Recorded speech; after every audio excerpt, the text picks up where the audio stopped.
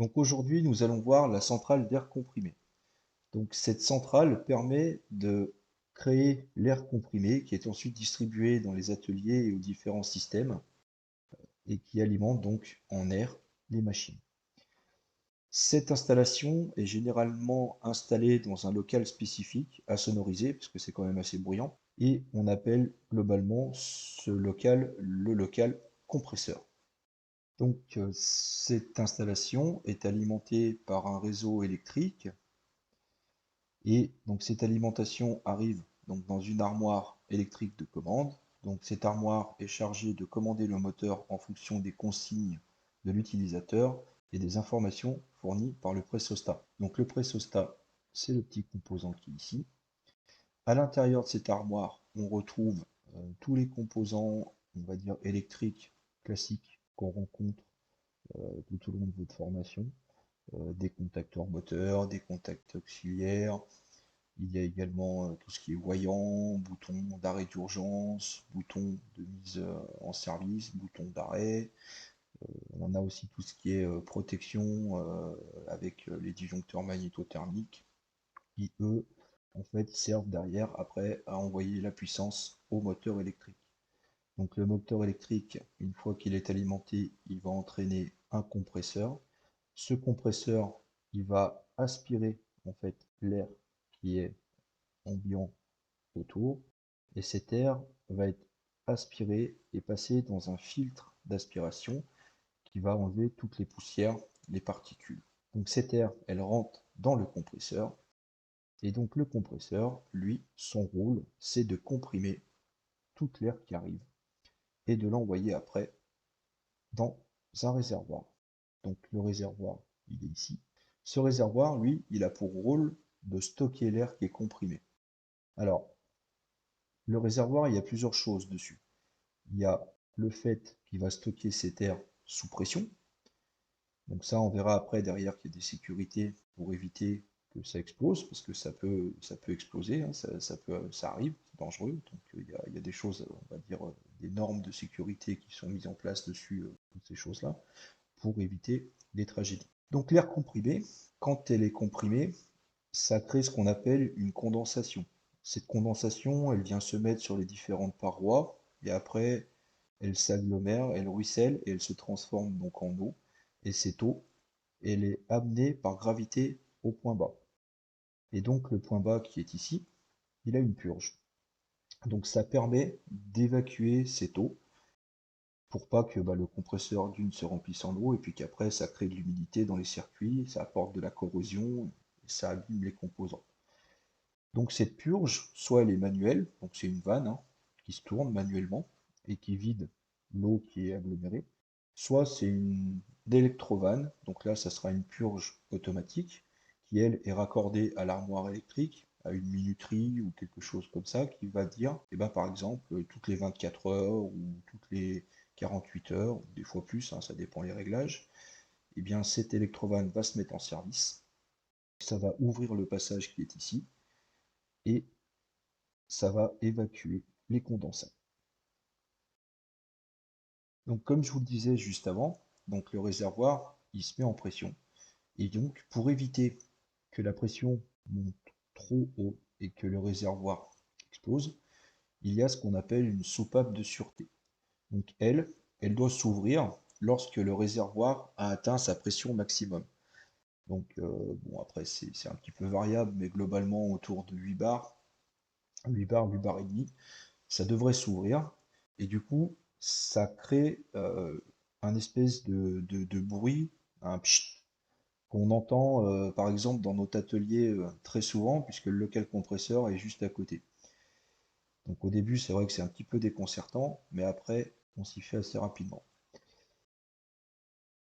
Sur cette partie-là, nous avons le manomètre qui nous permet de lire la pression contenue donc, dans le circuit.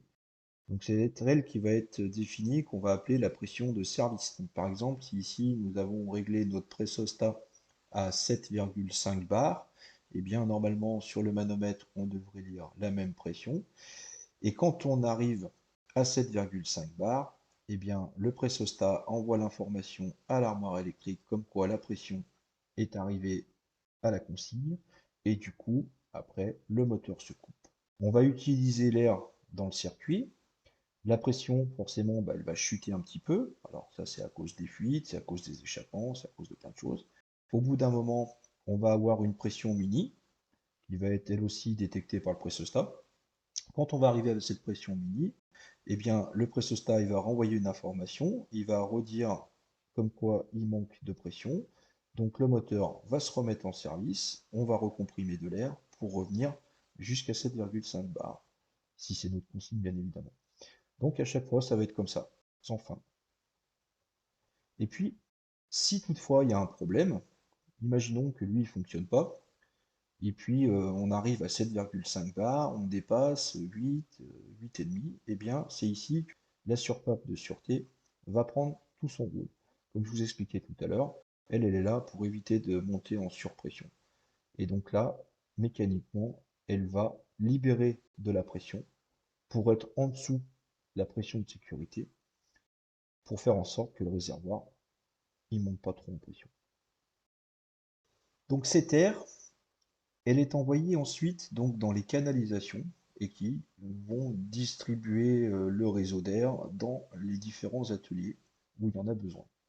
Donc cette canalisation, on voit ici qu'elle est en pente. Donc elle a une pente, donc on vous note juste en dessous entre 1 et 3%. Donc cette pente, elle n'est pas là pour faire joli, elle a une utilité, c'est très simple, c'est plus ou moins la même chose que pour la purge, parce que bah, l'humidité, elle peut être contenue aussi dans l'air, donc après la condensation, elle peut s'agglomérer dans les tuyaux un peu de partout, et donc elle va couler pour arriver sur un point bas, ici, et être stockée dans un réservoir où là, il y aura une autre purge. Donc même principe que pour le réservoir, cette autre purge, elle peut être manuelle, ou alors ça peut être une électrovanne. Et ensuite, l'air, bah, dans la canalisation, elle repart vers le reste du circuit.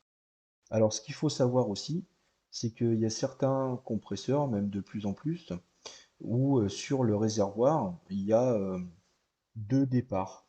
Donc, c'est ce qu'on appelle une boucle. C'est-à-dire que les tuyaux ici, d'un départ et du deuxième départ, se rejoignent. C'est la même chose. C'est pour que la pression soit constante dans tout le circuit.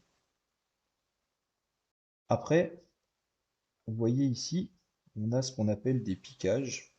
Et ces piquages, ils portent un nom, on appelle ça des cols de cygne. Pourquoi? Bah parce que ça donne la forme un petit peu d'un col de cygne, tout simplement. Donc ce piquage, il s'effectue toujours sur le haut de la canalisation. Et ce piquage, eh bien, c'est lui qui va alimenter après individuellement chaque machine. Donc pourquoi on le fait sur le haut? Eh bien tout simplement pour éviter de récupérer l'eau et on va dire les impuretés qui sont en bas sur la canalisation. L'air, elle passe en haut et la condensation et les impuretés par gravité, eh ben, elles restent en bas et elles descendent, comme je vous l'ai dit tout à l'heure, à la purge. Donc l'air qui arrive ici, elle est censée être déjà quand même pas mal épurée.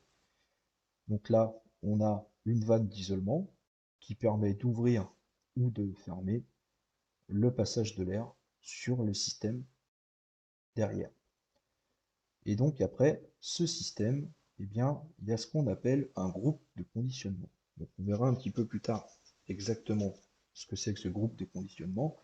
Mais pour faire simple, à chaque départ de machine pneumatique, on a un groupe de conditionnement. Donc on a globalement le filtre, le régulateur et le lubrificateur. Le lubrificateur, il n'est pas systématique. On verra plus tard aussi. Et après, on a le tuyau d'alimentation du système. Donc nous, dans l'atelier maintenance, bien souvent, notre travail, il attaque à partir d'ici. Toute la partie installation et compresseur, ça ne sera pas à nous de gérer ça dans votre formation. Dans votre travail, plus tard, en entreprise, oui, il y aura forcément des entreprises qui vous demanderont d'intervenir dessus. Après, il faut quand même savoir que c'est un métier qui est aussi assez spécialisé, c'est-à-dire qu'il y a des entreprises qui gèrent tout ce qui est compresseur. C'est leur métier. Ils font que ça. Prestataire de service sur tout ce qui est production d'air comprimé. Voilà, j'espère maintenant que bah, la production d'air comprimé et sa distribution a plus secret pour vous. À bientôt.